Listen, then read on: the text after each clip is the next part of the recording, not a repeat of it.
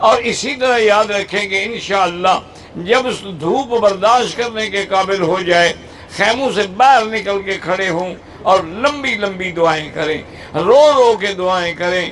حدیث پاک میں آتا ہے لم تبکو، رونا نہ آئے فتباکو، رونے والوں کی شکل تو بنا لو تاکہ اللہ تعالیٰ قبول فرمائیں۔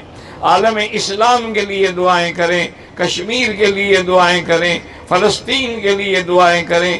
عالم اسلام میں مسلمان جہاں بھی ہیں، عرب میں ہیں، عجب میں ہیں، سندھ میں ہیں، ہند میں ہیں، افغان میں ہیں، ان سب کی جان مال عزت آبرو کی حفاظت کے لیے دعائیں کریں۔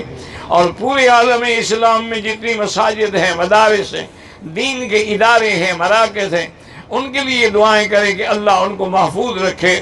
اور اسی طرح جتنے علماء حق ہیں ان کے لیے بھی دعائیں کریں، اللہ ان کی حفاظت فرمائے اور اللہ ہر شر سے محفوظ رکھے اور ہر فتنہ سے محفوظ رکھے۔ اور اسی طرح بلد الامین اور حرمین الشریفین کے لیے دعائیں کریں کہ اللہ ان کو قیامت تک ہر فتنہ سے محفوظ رکھے۔ اور پاکستان کی سلامتی کے لیے بھی دعائیں کریں، کیونکہ اس وقت دشمن جو ہے، یہود جو ہے، اس کی نظر یا تو اس ملک پر ہے یا پاکستان پر، کیونکہ اسلامی ملک ہے، اسلامی ملک ہو کے اٹامک پاور ہے، اس لیے ان کو برداشت نہیں ہو رہا ہے، اسی لیے وہ ہر ممکن حربہ استعمال کر رہے ہیں۔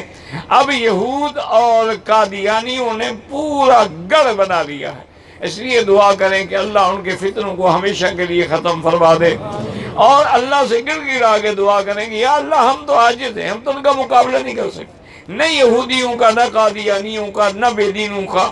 آپ اپنی قدرت سے ابابیل بھیج کے ان پہ خود اپنی قدرت سے ان کو ناکام کریں، اپنی قدرت سے ان کے فتنوں کو ختم کریں۔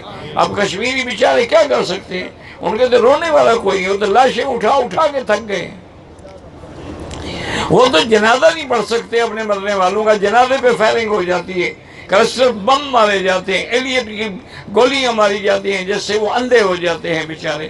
کتنے لوگ ہیں، یعنی ہزاروں شہید ہو گئے ہیں، لیکن آج تک مسلمان قوتیں صرف زبانی کلامی ہمدردی کر رہی ہیں، انا للہ و انا الیہ راجعون۔ قیامت میں پتہ نہیں خدا کو کیا منہ دکھائیں گے۔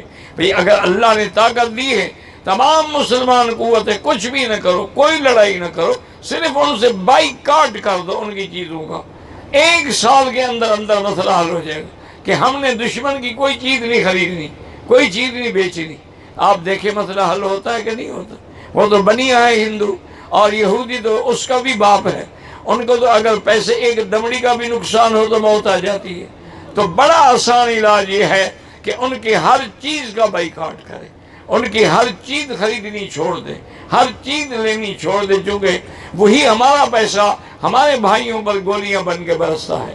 تو آپ سب کے لیے دعائیں کریں، اور جتنے مساجد ہیں، مدارس ہیں، دین کے کام کرنے، سب کے لیے دعائیں کریں، سارا دن دعاؤں میں گزاریں۔ سورج غروب ہونے کے بعد، اس سے پہلے آپ عرفات سے نہیں نکل سکتے، سورج غروب ہونے کے بعد مغرب کی نماز نہیں پڑھیں گے اور مزدلفہ کے لیے روانہ ہو جائیں گے۔